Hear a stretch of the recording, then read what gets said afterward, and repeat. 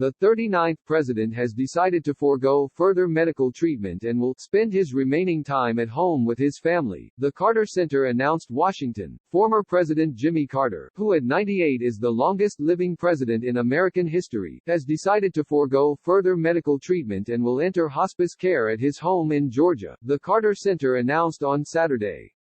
After a series of short hospital stays, former U.S. President Jimmy Carter decided to spend his remaining time at home with his family and receive hospice care instead of additional medical intervention, the center said in a statement posted on Twitter.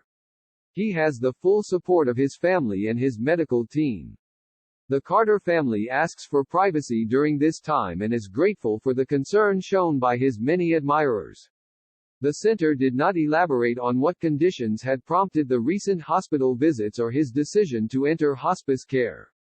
Mr. Carter has survived a series of health crises in recent years, including a bout with the skin cancer melanoma, which spread to his liver and brain, as well as repeated falls. Jason Carter, one of Mr. Carter's grandchildren and the chairman of the Carter Center's Board of Trustees, said he had seen the former president and First Lady on Friday. They are at peace and, as always, their home is full of love, he wrote on Twitter. Hospice is defined as care for terminally ill patients when the priority is not to provide further treatment but to reduce pain and discomfort toward the end of life. The former president lives with his wife, Rosalind Carter, 95, in a modest ranch house that the couple built in Plains, GA, in 1961. Mr. Carter has defied illness and death for years, outlasting two presidents who followed him as well as his own vice president.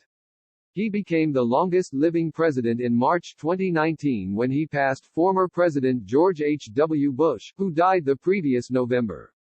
After Mr. Carter's melanoma spread to his brain in 2015, he drew praise for announcing it publicly. Even as he underwent treatment, he continued to teach Sunday school at Maranatha Baptist Church in Plains, as promised. Within months, he announced that he was cancer-free. In 2019, Mr. Carter fell at least 3 times, at one point breaking a hip and at another requiring 14 stitches. Each time he bounced back, even showing up for a Habitat for Humanity home building project shortly after one fall. But he has slowly retreated from public life lately, making fewer and fewer appearances or statements. He could not attend President Biden's inauguration in January 2021, when former presidents traditionally convene, but Mr. Biden made a pilgrimage to Plains in April of that year to pay his respects, the first sitting president to visit Mr. Carter at his Georgia home. In one of his last public acts, Mr. Carter filed a brief last year supporting an appeal by conservation groups seeking to overturn a court decision permitting a gravel road to be built through the Izembek National Wildlife Refuge.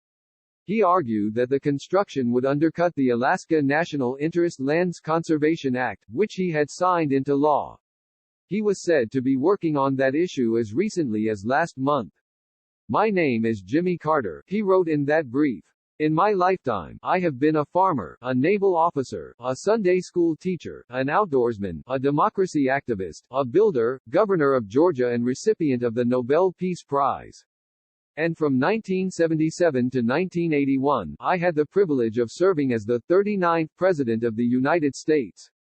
Mr. Carter was a political sensation in his day, a new generation Democrat who after a single term as governor of Georgia shocked the political world by beating a host of better-known rivals to capture his party's presidential nomination in 1976, then ousting the incumbent Republican president, Gerald R. Ford, in the fall. Over the course of 4 years in office, he sought to restore trust in government following the Vietnam War and the Watergate scandal, ushering in reforms that were meant to transform politics. He negotiated the landmark Camp David Accords making peace between Israel and Egypt, an agreement that remains the foundation of Middle East relations. But a sour economy and a 444-day hostage crisis in Iran in which 52 American diplomats were held captive undercut his public support, and he lost his bid for re-election to former Governor Ronald Reagan of California in 1980. He spent his post-presidency, however, on a series of philanthropic causes around the world, like building houses for the poor, combating guinea worm, promoting human rights in places of repression, monitoring elections and seeking to end conflicts.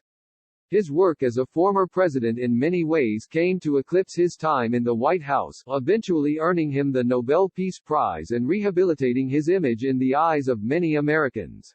Subscribe us for more.